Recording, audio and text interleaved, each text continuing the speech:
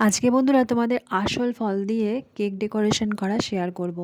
তো এটা হচ্ছে আমার ফার্স্ট টাইম। তো এই কেকটা ছিল একটা বেন্টো কেক। তা যে কেকটা ছবি পাঠানো হয়েছিল সেটা ছিল স্ট্রবেরি। তো আমি অনেক বাজারে ঘুরে দেখেছি কিন্তু কোথাও স্ট্রবেরি পাইনি। বলছে এখন স্ট্রবেরির সময় না, আগস্ট মাস থেকে স্ট্রবেরি পাওয়া যাবে।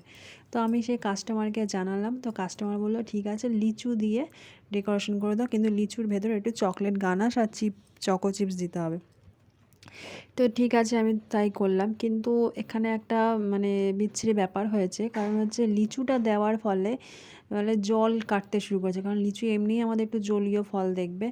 তো লিচুর ফলে লিচুর গা দিয়ে যে জলটা গড়াচ্ছিল তা ওই চকলেটের মানে কেকের গা দিয়ে গড়াতে গড়াতে চকলেট গানাশটাও গলতে শুরু করে দিয়েছে। তা যাই হোক, কাস্টমার বলছে কেক খুব ভালো ছিল কিন্তু কেকের যে ডেকোরেশনগুলো সব গলে গলে পড়ে গেছে।